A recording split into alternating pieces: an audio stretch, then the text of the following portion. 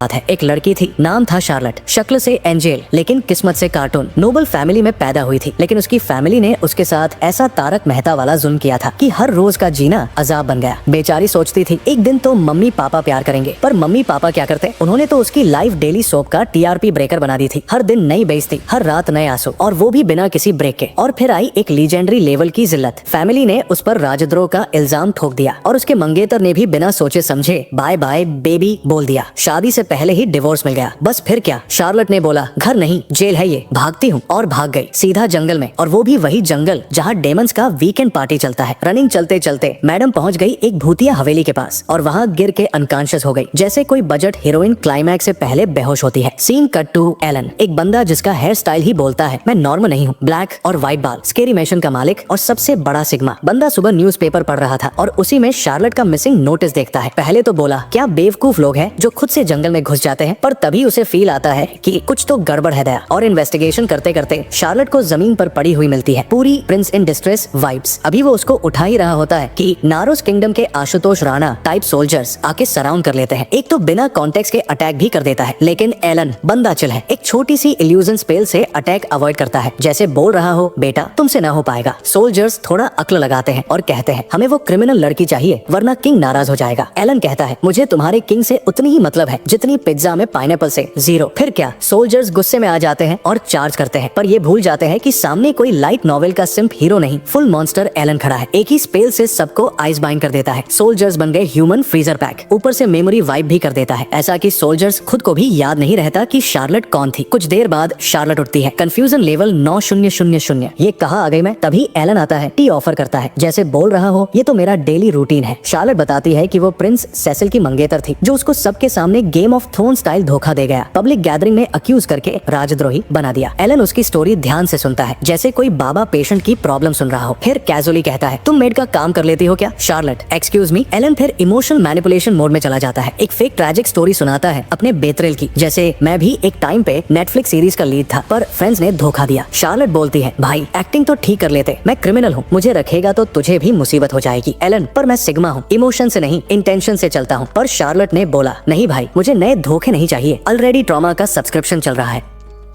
Elon ने अभी भी गिव अप नहीं किया और फाइनली उसने एक ऐसा मूव मारा जो किसी ने एक्सपेक्ट नहीं किया था। उसने अपने दिल पे एक डेथ कर्स लगा दिया। फिर शार्लेट से कहा मैं सिर्फ तब जिंदा रहूंगा जब तुम यहाँ रहो। शार्लेट के पास कोई ऑप्शन नहीं बचा, अपनी जान बचाने के लिए उसने हक कह दिया। शार्लेट ने फिर से अपने काम पे ध्यान दिया। पूरा मिशन उसने इतनी सफाई से चमका दिया कि एलन भी शॉक में आ गया। उसके हाथों में मैजिक नहीं था पर मेहनत का असली जादू था। एलन को समझ आ गया कि शार्लेट सिर्फ नाम की नोबल थी, असल में तो उसे हमेशा नौकरानी की तरह ट्रीट किया गया था। काम के बाद शार्लेट पूछती है अब क्या करूं? एलन कहता है जब तक डिनर नहीं होता जो मन करे करो। उसने उसे अपनी लाइब्रेरी दिखाई जहां अच्छे बुक्स थे और स्ट्रिक्टली बोला मैं बिजी हूं, डिस्टर्ब मत करना। एलन फिर अपने काम में लग गया। वो एक ऐसा रिसर्चर था जो रिसर्च पेपर्स में छुपी सबसे छोटी गलती भी पकड़ लेता था। वो रेड पेन से पेपर्स कैंसिल करता गया जब तक लगभग पेपर से खून टपकने लगे। Imaginary of course. शाम होती है, एलन टर्न लेता है तो देखता है शार्लेट फ्लोर पे बैठी है, अनाज के दाने गिन रही है बोर होकर। एलन थोड़ा कंफ्यूज होता है, पूछता है तुम्हें कोई हॉबी नहीं? शार्लेट सिंपली कहती है मैं बस घर के काम करना जानती हूँ और कुछ नहीं। एलन को तब समझ आता है कि उसकी लाइफ कितनी सैड रही है। वो डिसाइड करता है अब शार्लेट को दुनिया का असली मजा दिखाना होगा। थोड़ी देर बाद एलन मार्केट जाकर कुछ शॉपिंग करके आता है, junk food, cake, wine, chips, सब कुछ, और प्राउडली कहता है आज तुम्हारा पहला नॉटी क्लास है, शुरू करते हैं फूड से। शार्लेट मना करती है, हेल्दी खाना ही सही होता है, लेकिन एलन थोड़ा स्वीट टॉक करके कहता है मैं बॉस हूँ, केक खाना पड़ेगा। शार्लेट एक बाइट लेती है और पूछती है तुम खाओगे? एलन कहता है मुझे स्वीट्स पसंद नहीं। शार्लेट फिर पूछती है तो इतने सारे क्यों लाए? एलन बोलता है तुम्हारे लिए। उस बात पर शार्लेट चुप हो जाती है, फिर आंसू उसकी आंखों से टपकने लगते हैं। वो कहती है मैं पहली बार इतनी खुशी महसूस कर रही हूँ। एलन उसके आंसू जेंटली पोंछता है और बोलता है ये तो बस शुरुआत है, अब मैं तुम्हें दुनिया की हर नॉटी चीज सिखाऊंगा। अगली सुबह एलन अपनी नॉटी प्लान्स नोटबुक लेकर बैठता है। प्लान्स में क्या क्या था? फ्लफी मॉन्स्टर समन करना, मैजिकल टूल्स बनाना, दुश्मनों को हेल में डालना और कुछ रैंडम वियर्ड आइडियाज। लेकिन थोड़ी देर में उसे लगता है ये सब तो बस मेरे जैसे पागल लोगों को ही पसंद आएगा। वो नोटबुक डस्टबिन में फेंक देता है। थोड़ा फ्रस्ट्रेटेड फील करके